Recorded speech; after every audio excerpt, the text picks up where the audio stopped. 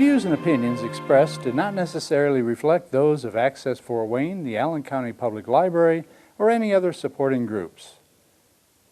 If you'd like to produce a show, call us at 260-421-1250.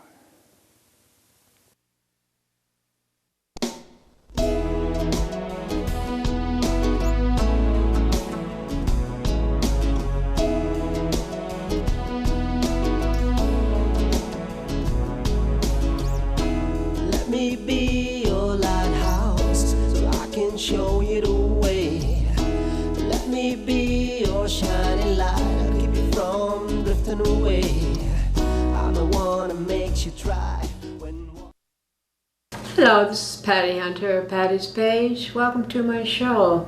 Today's guest with us is Justine Mercedes. She is the spokesperson of Indiana's parents of ROGD. What does that mean? That stands for Rapid Onset Gender Dysphoria. Okay. And per the Diagnostic and Statistical Manual of Mental Health Disorders, it's a marked incongruence between their experienced or expressed gender and the one they were assigned at birth. So, if they're born a girl and are they forced by their peers or their parents, or they want to do it themselves to become a different sex, like a male? Yes, it's the feeling that they were born in the wrong body. When and where did this ROGD epidemic begin? Well, it's easiest to start by just saying historically, roughly 1/100% of the population, predominantly males, suffered from gender dysphoria, and this typically suffers between the ages of 2 and 4. Is that normal? That kind of dysphoria? It's very, like I said, it's extremely rare, but throughout history, Yeah. it usually is called early onset at this point to distinguish between it and specifically this late onset or ROGD.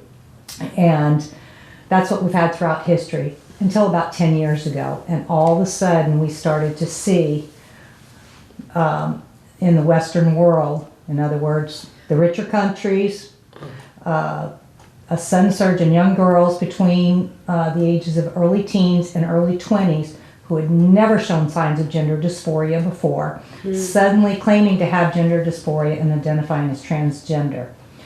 For example, Tavistock, the gender clinic, one of the leading clinics in this, in London, saw a 4,000% increase in girls presenting for treatment in just a few years. It went from, I believe, 97 to over 1,400. All right, what started this? Well, it started about 20 years ago, maybe a little bit longer. Trans activists started silently pushing their agenda and infiltrating the medical, mental health professions, along with the legislatures and schools, with the false proclamation that someone can be born in the wrong body. This has been accomplished without any scientific proof. Their lies are being repeated as fact by individuals in all of these professions. So many of these who are financially benefiting from transitioning these children and minors. So, money is the main cause to have these kids' gender change. Yes, this is definitely about money. Just like abortion. Yes. They're Yes. after our kids. Yes, this is $1 billion industry. Why are they after our children? Do you know? I mean, who are they? Basically, are they around the world? Are they just certain areas of the world that's spreading? They're throughout the world, but it's basically in the wealthier countries that have social media, internet access. That's easy for these kids to get onto. And like I said, they started decades ago working their ways into, for example, they got onto boards. Many of these people who started it, I don't even want to give their names because I don't want to give them credit, were transsexuals, very wealthy, and they started getting on to different boards, working their ways in with money, and they were on medical boards, And most of these boards, for example, one is mental health, one is pediatrics, and one is the endocrine society. All these boards are made of anywhere from 12 to 30 people or so. And these are the people, even if there's 60,000 members, it's a small board that gets to vote on what they're going to adopt as far as recommendations and all of that. So a lot of doctors don't even realize what's going on. They just get the information and they go with it. But there are many doctors who are benefiting. I mean, we have very young children that are being Preying on our they're children. preying on our children, and it's starting now as early as preschool. Preschool. Because it's in our schools. So the change, at what age do some people try to change how young? Oh, Do there, this. there are parents today that are starting out now calling their babies they babies and not telling people what their gender is. And let me go back to this thing of what I just read about the diagnostic in the DSM-5, Yeah. saying that they were assigned at birth. Nobody is assigned Oh, their gender or Yeah. their sex. It is observed. right. There are only, either XX or XY chromosomes. There is no in between. No. This is a mental health issue. Oh, mental health. This is a mental health issue. Yes. Thus, it's in the DSM-5. I was wondering, this gender bit,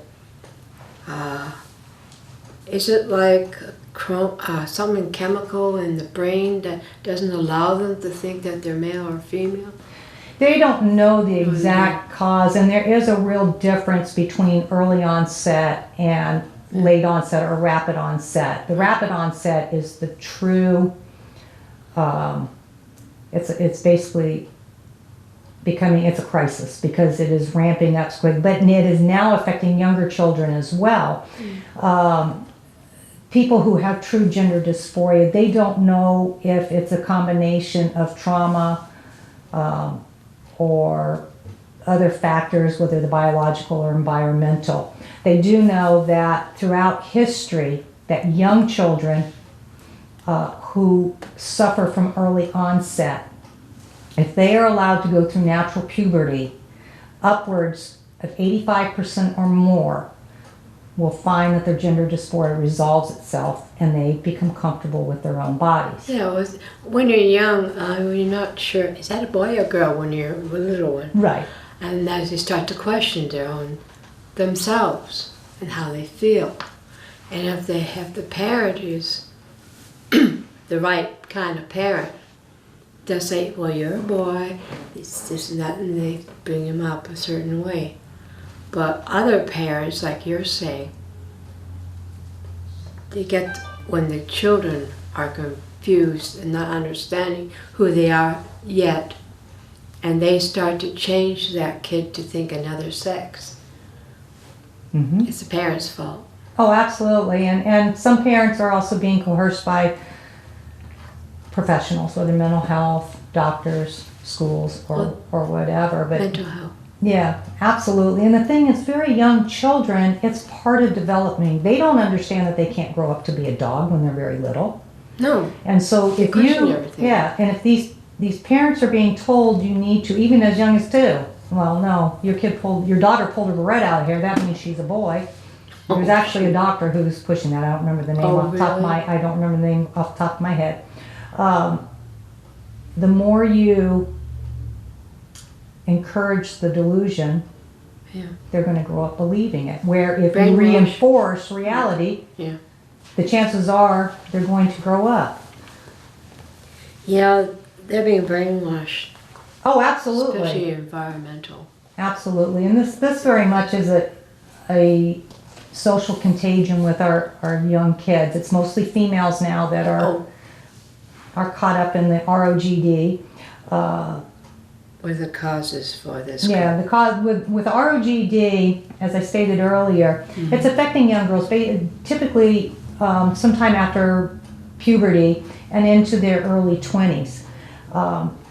Almost all of these young girls have already had mental health diagnosis such as depression, anxiety, self-harm, suicide, many on the autism spectrum. That's just a few of them. They're also extremely intelligent. Right. And they're suffering from these before they are introduced to the trans ideology. Unfortunately, when they discover it, they latch onto it. And a lot of it's through social media. A lot of girls are coming out in groups. Oh. And the That's problem is, we are being told that we have to affirm these kids. No. Who's the idiot? I'm trying to understand why people say if they're not male, they must be female. So let's push it. That's what they're doing. They're pushing it on the kids. Mhm. They don't. They're the victims. Not just the kids. Yeah, They're pushing it on society. Yeah. Parents are losing their children. People are losing their jobs. Therapists are afraid to counsel them.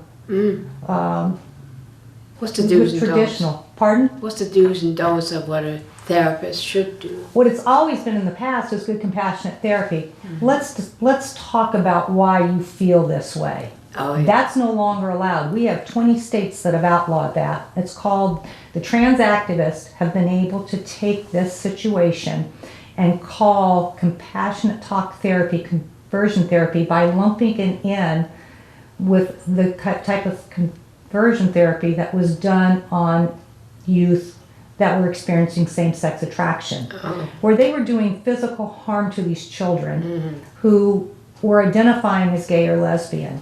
And now they're taking this and they've been able to attach it to it. And so their therapists are literally only able to use the gender affirmation model no matter how old the individual is. You think you're the opposite sex? Well, yes, you are.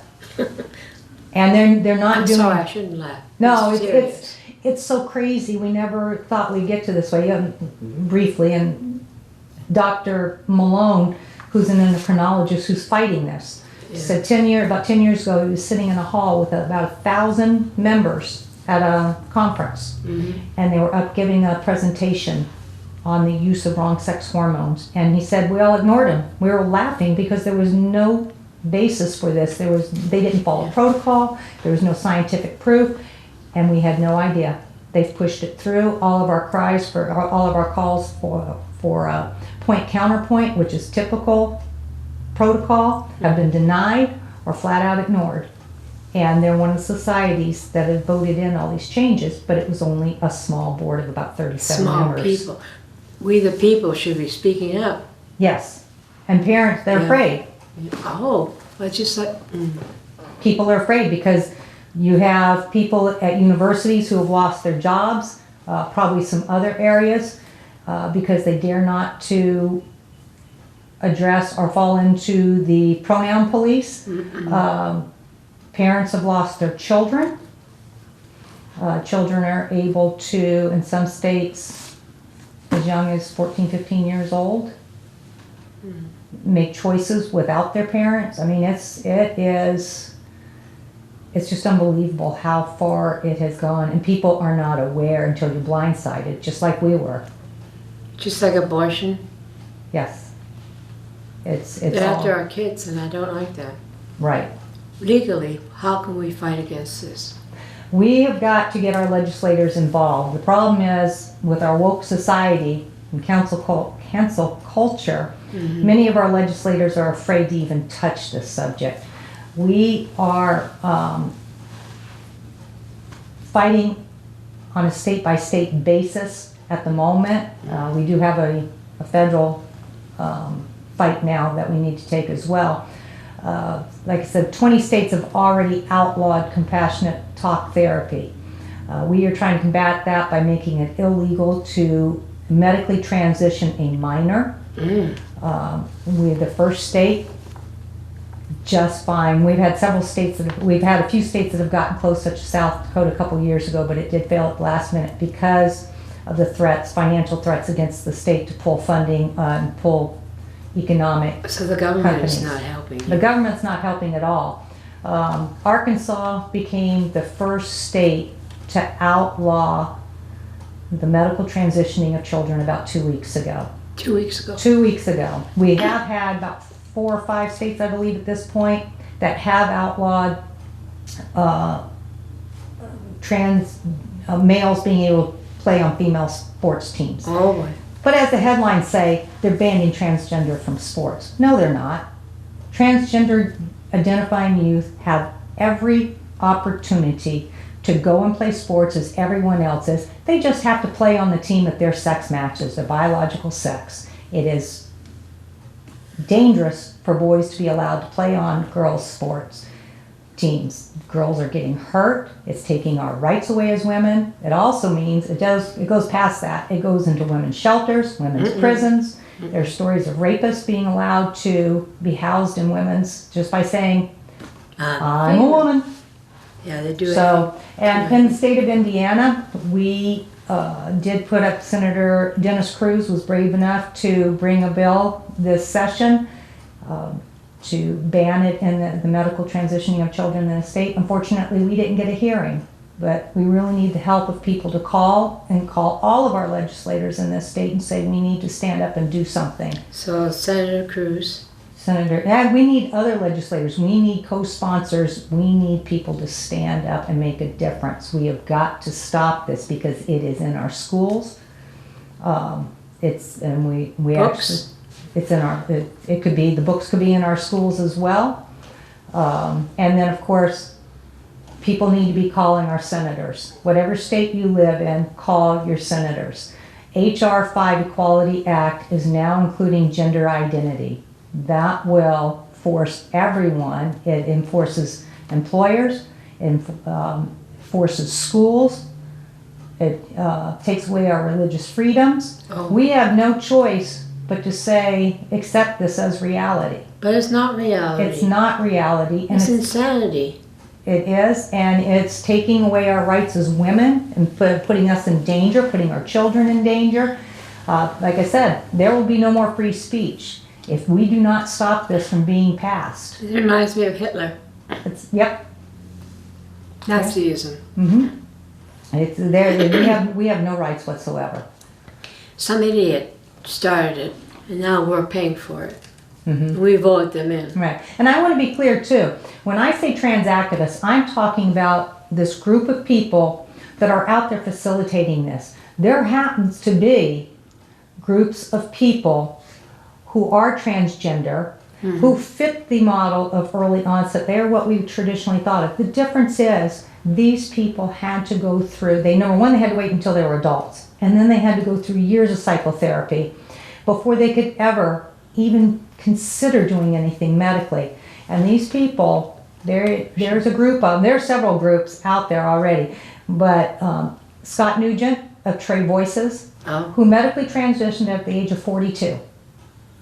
Scott is speaking out and screaming, stop doing this to children. Children are not trans. That's abuse. It is abuse, and Scott is the first one to say that. Yeah. Scott says we cannot change sex. That's right. What we have done to our bodies is to give us the physical appearance. It's cosmetic. We cannot change our biological sex, but yes, we can present ourselves as the other sex. But there's also groups such as LGB Alliance, and now a brand new group I just found yesterday, LGB Fight Back. These are groups in the gay and lesbian community that are saying enough is enough. We want nothing to do with this, because some of the kids who are especially being targeted, many of the girls who are being caught up in this happen to be young females that are struggling with same-sex attraction. Not all of them. For example, my daughter happens to be heterosexual. But this is how crazy it is. Once she started identifying that way, she was, as a male, she was excited to exclaim that she is now a gay male. So yeah, it's very,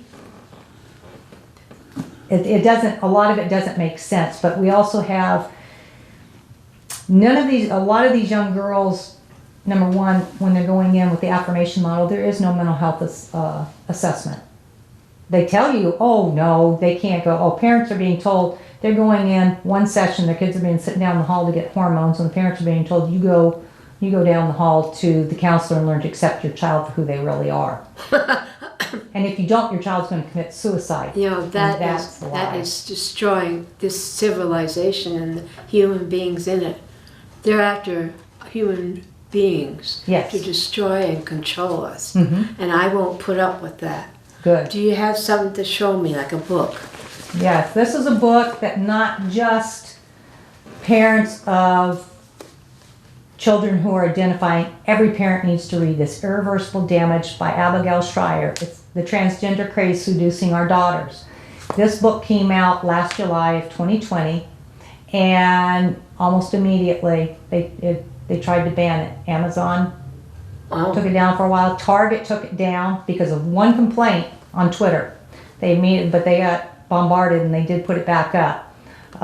There are people who call it hate. There's nothing hate. There's a lot of scientific research in there. She is a journalist and a researcher and is talking about it. What's going on has been the few therapists that are actually working with these young individuals with ROGD are saying it has every single sign of being a social contagion, just as previous. It's dangerous. It's very dangerous, very Mentally, dangerous. physically, changing our children. And now we're confusing young children, as young as preschool. Preschool. So parents have got to look at their schools, including here in Indiana, but everywhere else. And this can be downloaded on the internet. It's responding to the transgender issue, the Parent Resource Guide. It gives you facts about what is going on, about things that have happened, about how to discuss it with your school, because kids are being introduced to this also. So this should go into schools. Yes, and every parent should read that has a child in any age in school. Where do you get this? You can go online. You can just type in responding to the transgender issue and it will come up. This was put together by a coalition of both left wing and right wing. We have Wolf Women's Liberation Front, LGB Alliance, the Heritage Foundation, all collaborated in making this book together because this is not a conservative or liberal issue. It's not normal. It's not normal. It isn't normal. Yeah. What they're trying to do to our children. Oh, it's terrible. And the one other issue that I would like to let you know about, that parents need, people, especially in the state of Indiana, need to know. We have gender clinics that are targeting our children. Oh.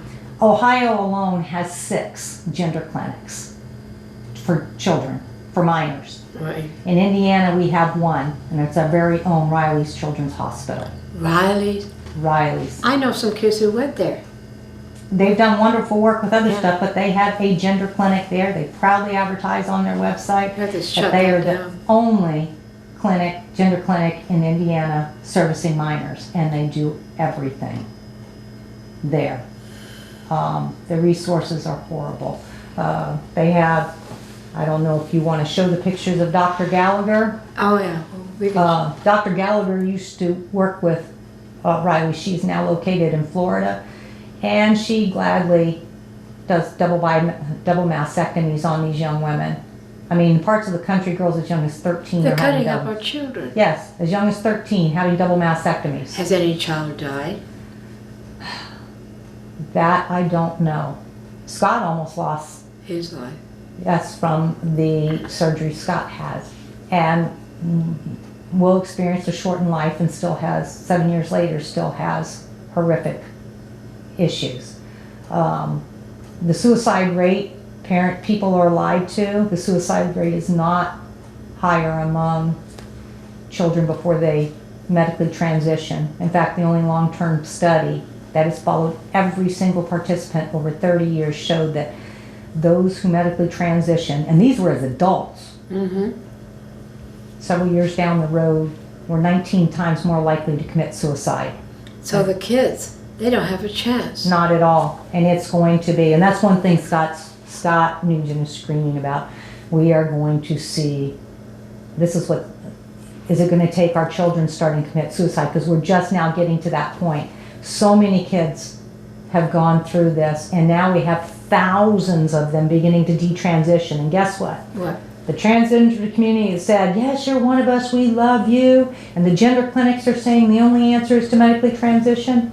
The second these kids realize what they've done to themselves, or had done to what they were coerced into doing, you were never trans. Gender clinics saying, we can't help you.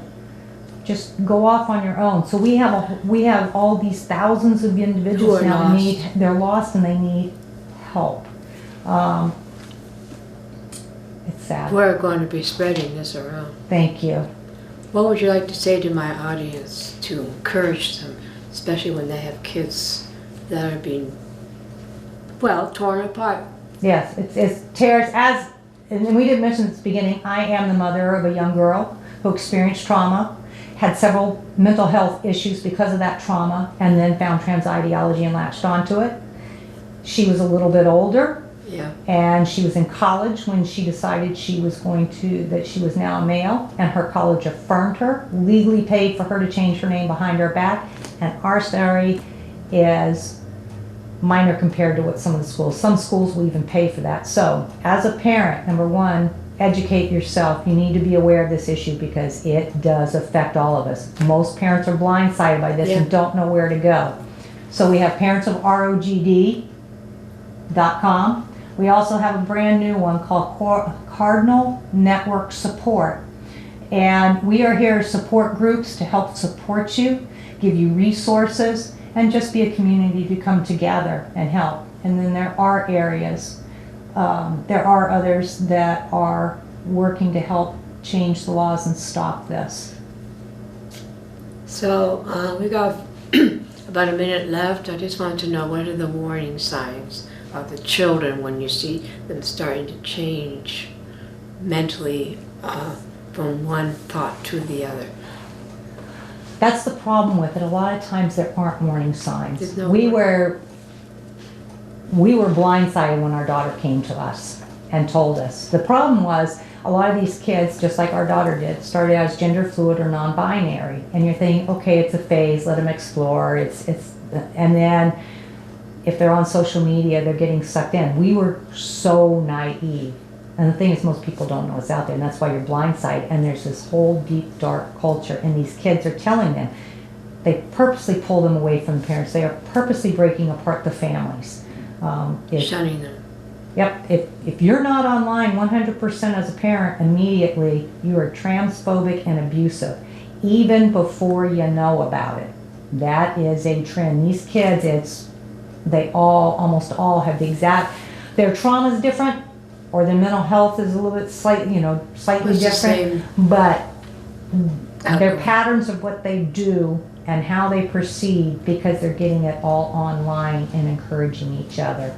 And unfortunately, those kids who aren't involved or sucked into it are cheering them on because it's the cool thing to do. Well, thank you for being my guest, Justine. Thank you, Patty.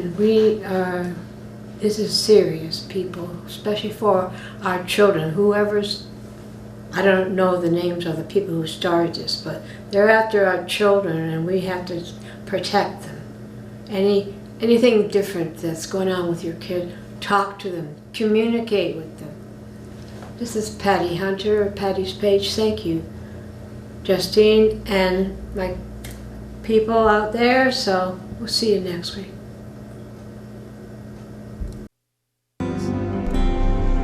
Godspeed, my love, until we meet again. You're always in my heart and every dream. Don't let this time apart give in to all our fears. God will keep us close from up above. So until we meet again, Godspeed, my love.